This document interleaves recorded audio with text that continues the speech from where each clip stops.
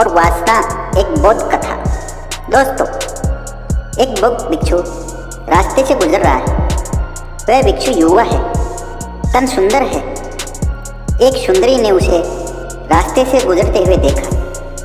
वह भिक्षु से मोहित हो गई। उन दिनों नगर सुंदरी का सम्मान होता था। उस समय मगध बिहार राज्य में सबसे सुंदर युवती होती थी और नृत्य आदि कलाओं में निपुण होती थी। उसे नगर सुंदरी के रूप में पसंद किया जाता था। नगर सुंदरी का चुनाव किया जाता था, जैसे आज वर्ल्ड ब्यूटी क्वीन का चुनाव होता है, जो कन्या नृत्य आदि कलाओं में निपुण एवं सुंदर होती थी। उसको नगर सुंदरी का पद मिलता था और वह सुंदरी अपने को गौरवान्वित महसूस करती थी। आज जो नगर सुंदरी के लिए नगर वधू वैश्य शब्द का प्रयोग होता है, वह सरासर झूठ है। बौद्ध काल में ब्यूटी क्वीन को सुंदरी कहते थे और उनका बड़ा सम्मान होता था। आज के युग में वर्ल्ड ब्यूटी क्वीन को जो सम्मान मिलता है, उससे भी ज़्यादा सम्मान नगर सुंदरी को प्राप्त था। उसे सम्मानित मानते थे, हीन नहीं मानते थे। एक दिन उस नगर सुंदरी ने अपने महल से नीचे झांक कर देखा और वह शानदार बौद्ध भिक्षु अपनी मस्ती में चला जा रहा है। वह मोहित हो गई। वह बौद्ध भिक्षु के पीछे भागी। उसने जाकर भिक्षु का चीवर पकड़ लिया और कहा कि रुको, सम्राट मेरे महल पर दस्तक देते हैं, लेकिन सभी को मैं मिल नहीं पाती हूँ। लेकिन आज पहला मौका है, मैं किसी के द्वार पर दस्तक दे रही हूँ। तुम आज रात मेरे पास रुक जाओ। बौद्ध भिक्षु शीलवान था, जागृत था। वह जानता था कि काम तृष्णा से क्या हानि होती है। वह जीवन मुक्ति के राह पर आरूढ़ था। संसार के लुभावने आकर्षण उसे पराजित नहीं कर सकता था। उसके मन में करुणा जागी। उस नगर सुंदरी पर भिक्षु की आंखों में आंसू आ गए। आश्चर्यजनक अनुभव था उस नगर सुंदरी के लिए। उस नगर सुंदरी ने पूछा कि बनते, आपकी आंखों में आंसू क्यों?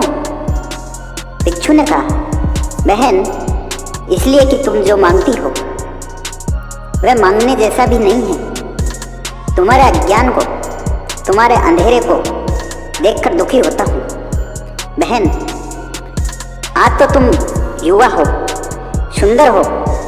आज रात तुम्हारे घर में मैं भी रुका तो कुछ तुम्हें गंवाना नहीं होगा।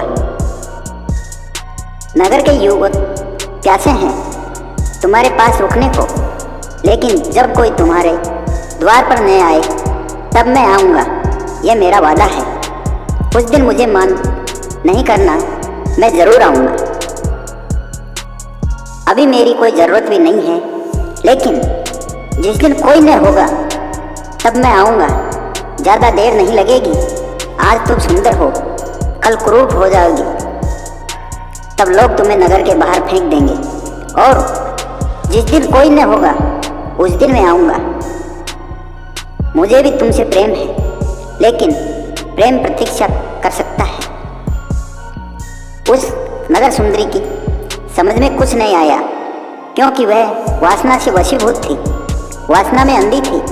वह कुछ नहीं समझ पाती थी, क्योंकि करुणा के पास आंखें हैं, वासना के पास कोई आंखें नहीं होती है। दोस्तों, भिक्षु अपने रास्ते चल पड़ा।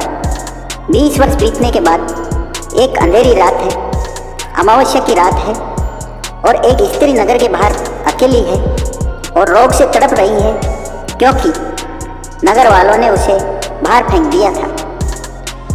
वह कोढ़ग्रस्त हो गई थी। यह वही नगर सुंदरी थी जिसके द्वार पर सम्राट दस्तक देते थे। नगर के युवा प्रेम पाने के लिए और वासना की तृप्ति के लिए तांता लगाते थे। अब दस्तक देने वाले कोई नहीं है। अब उसके शरीर से बदबू आती है। तब वही बौद्ध भिक्षु आ गया। उस अंधेरी रात में सिर्फ एक भिक्षु उसके सिर के पास बैठा हुआ है। वह करीब करीब बेहोश पड़ी है। बीच बीच में उसे थोड़ा सा होश आता है। तब भिक्षु कहता है, सुन बहन, मैं आ गया हूँ, अब भीड़ जा चुकी है, अब कोई तेरा चाहने वाला नहीं रहा है, लेकिन मैं तुम्हें अब भी चाहता हूँ और मैं कुछ तुझे देना चाहता हूँ जो जीवन को निश्चित ही तृप्ति से भर देता है। उस दिन तूने मांगा था, लेकिन उस दिन तू ले नहीं पाती और जो तू मांगती थी वह मैं देने योग्य नहीं था।